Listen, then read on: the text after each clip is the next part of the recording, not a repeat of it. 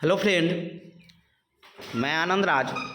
आप सब देखिए, जेपी यूनिवर्सिटी का फॉर्म फिलअप हो चुका है 22-24 का। समझे, एग्ज़ाम भी आपका हो सकता है कभी भी, आपका अगला मंथ अप्रैल में हो सकता है, तो एग्ज़ाम हो जाए। तो देखिए, प्रीवियस ईयर क्वेश्चन लेके आए हैं आपका 21-23 का। इससे पहले हम आपका 20-22 का भी डाल दिए थे, 19-21 का, ये सब का डाला हुआ है। तो आज हम क्वेश्चन लेके आए हैं आपका जेपी यूनिवर्सिटी का सेशन 21-23 का, जो पिछले साल 2022 में एग्जाम हुआ था। देखिए, पहला क्वेश्चन आपका है, इसमें सभी कोर्स का हम बताएंगे। 7 कोर्स का जो एग्ज़ाम होता है आपका, 6 कोर्स और एक मेथड होता है, समझे। और सभी क्वेश्चन को देखिएगा, इसी बेस्ड पर आपका क्वेश्चन आएगा, समझे। तो देखिए, पहला क्वेश्चन है ये आपका कोर्स 1, आपका जो चाइल्डहुड एंड ग्रोमिंग अप होता है। कोर्स 1 जो है 80 नंबर का पेपर होता है। 5 यूनिट में 10 क्वेश्चन रहेगा, आपको 5 क्वेश्चन का जवाब देना रहता है। पहला क्वेश्चन है कि बाल्यावस्था के विभिन्न आयामों को चिन्हित करें एवं वर्णन करें, समझ गए। दूसरा क्वेश्चन है पियाजे के संज्ञानात्मक विकास के सिद्धांत की चर्चा करें, समझे। दूसरा यूनिट में क्वेश्चन है आपका कि किशोरावस्था के प्रमुख मुद्दे क्या है, इसकी विशेषताओं का वर्णन करें। तो दूसरा क्वेश्चन है यूनिट 2 का कि विकासात्मक कार्य को परिभाषित करें, कौन कौन से विकास होते हैं किशोरावस्था के लिए, विकासात्मक कार्य कौन कौन से हैं, कौन कौन से विकास होते हैं किशोरावस्था में। शारीरिक विकास, मानसिक विकास, संज्ञानात्मक विकास, सामाजिक विकास, ये सब लिखना है, समझ गए। अगला क्वेश्चन है आपका यूनिट 3 का कि सामाजिकरण से आप क्या समझते हैं, शिक्षा का सामाजिकरण पर पड़ने वाले प्रभाव की चर्चा करें, समझ गए। दूसरा क्वेश्चन है कि अधिगमकर्ता यानी जो बालक होता है, अधिगमकर्ता के सामाजिकरण में समुदाय की भूमिका का वर्णन करें, समझिए।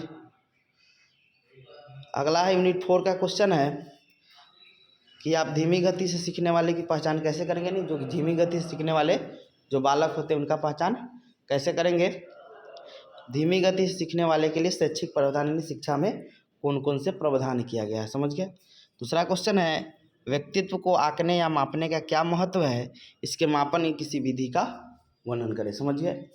अब आते हैं हम लोग यूनिट 5 में, पहचान निर्माण में मीडिया प्रौद्योगिकी और वैश्वीकरण के प्रभाव की व्याख्या करें। और दूसरा है कि निम्नलिखित में किन 2 पर संक्षिप्त टिप्पणी लिखे। पहचान निर्माण में साथी समूह का प्रभाव, और दूसरा है आपका पहला है विद्यालय में मूल्य प्रणाली, मूल्य निर्माण कैसे होता है। दूसरा है पहचान निर्माण में साथी समूह का प्रभाव, और तीसरा है कि सामाजिकरण को प्रभावित करने वाले कारक। इसमें कोई 2 पर संक्षिप्त टिप्पणी लिखना। आइए अब आते हैं कोर्स 2 में, जो आपका कंटेम्प्रोरी इंडियन एजुकेशन होता है, जो आपका 80 नंबर का एवी पेपर होता है। इसमें भी आपको 5 यूनिट में 10 क्वेश्चन आएगा, और प्रत्येक यूनिट से एक प्रश्न का जवाब देना लिखा भी है। परीक्षार्थी यथासंभव अपने शब्दों में ही उत्तर दे। प्रत्येक इकाई से एक एक प्रश्न का चयन करते हुए कुल 5 प्रश्नों का उत्तर दे, समझे। पहला क्वेश्चन है कि ब्रिटिश काल से पूर्व भारत में शिक्षा की जो व्यवस्था थी, क्या उसकी छाप वर्तमान शिक्षा पर भी है। कुछ उदाहरणों के माध्यम से विश्लेषण। ब्रिटिश स्वतंत्रता से पहले जो ब्रिटिश काल की शिक्षा थी उसमें अंग्रेजी शिक्षा का प्रभाव था, तो पूछा अभी की शिक्षा में उसका क्या प्रभाव है। दूसरा क्वेश्चन है कि समाज में व्याप्त जातिगत, वर्ग आधारित एवं लैंगिक असमानता उन्मूलन में वर्तमान शिक्षा की व्यवस्था किस प्रकार सहायक है, सोधारण विश्लेषण कीजिए, समझ गए। यूनिट 2 का क्वेश्चन है कि माध्यमिक शिक्षा के सार्वभौमिकरण से आपका क्या, यानी सार्वभौमिकरण से आप क्या समझते हैं, विवेचना करें। चौथा क्वेश्चन है कि भारतीय संविधान का शिक्षा के प्रति क्या दृष्टिकोण है, शिक्षा में अवसरों की समानता दर्शाते हुए भारतीय संविधान के विभिन्न अनुच्छेदों का कौन कौन अनुच्छेद है शैक्षिक और अवसरों की समानता के लिए। यूनिट 2 का क्वेश्चन है कि शिक्षा का दर्शन और शैक्षिक दर्शन क्या है, दर्शनों की शाखाएं और शैक्षिक समस्याओं के साथ इनके संबंधों की व्याख्या करिए। छठा क्वेश्चन है कि प्रकृतिवाद की व्यापक विशेषताओं को चित्रित करें और शिक्षा के उद्देश्य, पाठ्यक्रम, शिक्षण पद्धति और शैक्षिक निहितार्थों के उद्देश्यों का अवलोकन करें। चौथा यूनिट का क्वेश्चन है कि प्लेटो का शिक्षा सिद्धांत क्या है, स्पष्ट कीजिए और इसकी मीमांसा भी कीजिए। 8वां क्वेश्चन है स्वामी विवेकानंद के शैक्षिक विचारों और प्रयोगों का विश्लेषण कीजिए। 5वां यूनिट में क्वेश्चन है स्कूली शिक्षा में विभेदक गुणवत्ता की अवधारणा की व्याख्या करें, स्कूल की गुणवत्ता में क्या रूपांतरण है। 10वां क्वेश्चन है कि राइट टू एजुकेशन पूछा है, यानी शिक्षा का अधिकार विधेयक और उसके प्रावधान और शैक्षिक अवसरों की समानता और समता के मुद्दे। अब आते हैं हम लोग कोर्स 3, जो आपका लर्निंग एंड टीचिंग होता है, अधिगम और शिक्षण। 80 नंबर का एवी पेपर होता है, कोर्स 3 है। पहला इसमें भी 10 क्वेश्चन आता है 5 यूनिट में, नहीं 5 यूनिट में, हर यूनिट में 2-2 क्वेश्चन आता है और एक एक का आपको जवाब देना है प्रत्येक यूनिट से। पहला क्वेश्चन है कि अधिगम से आप क्या समझते हैं? अधिगम की प्रकृति की विवेचना करें, एक शिक्षक अधिगम को किस प्रकार बढ़ावा दे सकता है। दूसरा क्वेश्चन है कि अधिगम संबंधी व्यवहारवादी सिद्धांत का आलोचनात्मक विश्लेषण करें, वर्तमान समय में इस सिद्धांत की क्या उपयोगिता हो सकती है। यूनिट 2 का क्वेश्चन है कि अधिगम अभिप्रेरणा एवं अवधान को प्रभावित करने वाले मुख्य कारकों की चर्चा करें। चौथा क्वेश्चन है कि अधिगम कौशल की अवधारणा को स्पष्ट करें, आप एक शिक्षार्थी में अध्ययन की आदत कैसे विकसित करेंगे। समझ गए। अगला यूनिट 3 का कि प्रभावी शिक्षण से आपका क्या अभिप्राय है, शिक्षण की अवधारणा और शिक्षण योजना पर इसके प्रभाव को स्पष्ट करें। चौथा क्वेश्चन है कि व्यवहारवादी, मानवतावादी तथा रचनावादी परिप्रेक्ष्य के अंतर्निहित मान्यताओं में तुलना करें। यूनिट 4 का क्वेश्चन है कि शिक्षण के विभिन्न अवस्थाएं कौन कौन सी है, अधिगम की सुगमता एवं प्रबंधन में शिक्षक की भूमिका का विश्लेषण करें।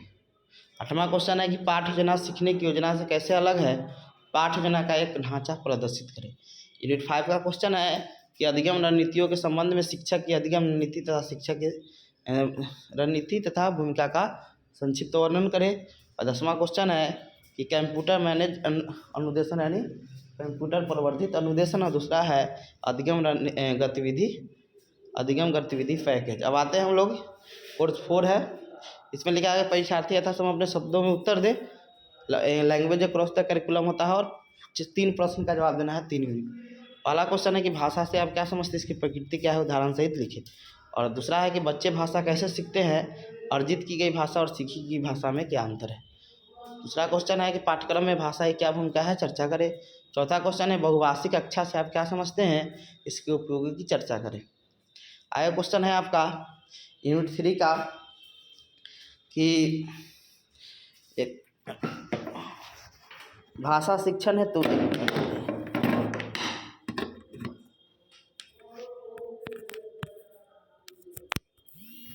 भाषा शिक्षण हेतु कोठारी आयोग 1964-66 के प्रतिवेदन की सविस्तार लिखिए।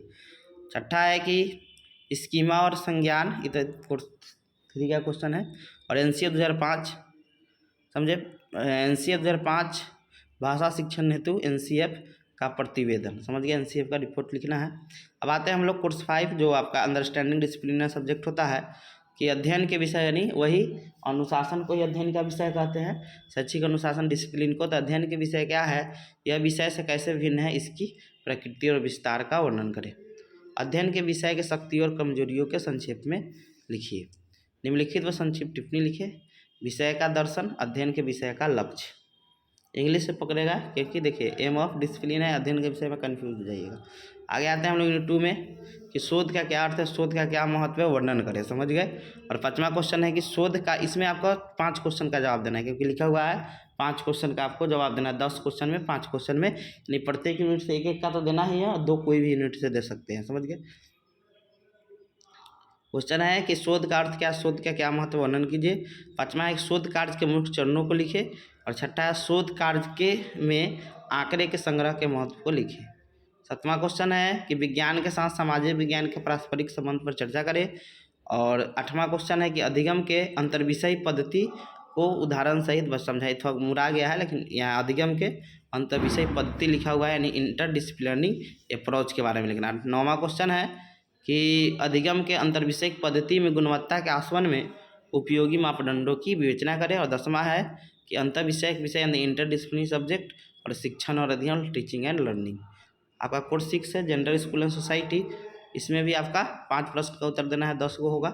लिंग समता क्या है कि यह किस प्रकार लिंग निष्पक्षता से भिन्न है। दूसरा है कि विद्यालय और कक्षाओं में लिंग के भेदभाव पर चर्चा करें।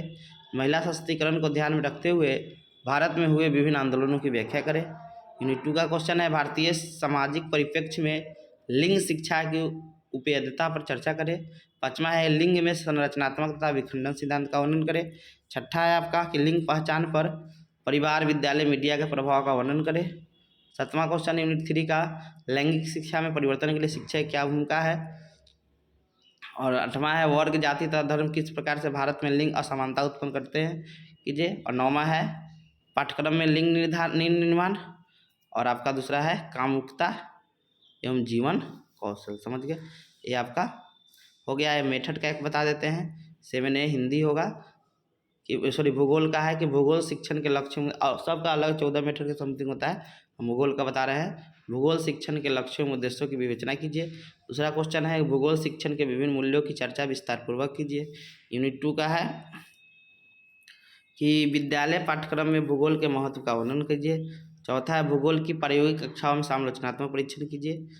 और पांचवा है भूगोल शिक्षण की प्रमुख विधियाँ क्या है, इसमें से किसी एक का वर्णन करें। और लास्ट है भूगोल शिक्षण में भ्रमण की क्या महत्ता है। हो गया। ऐसे ही हम आपको VVIP क्वेश्चन करवा देंगे। समझ गए। Thank you.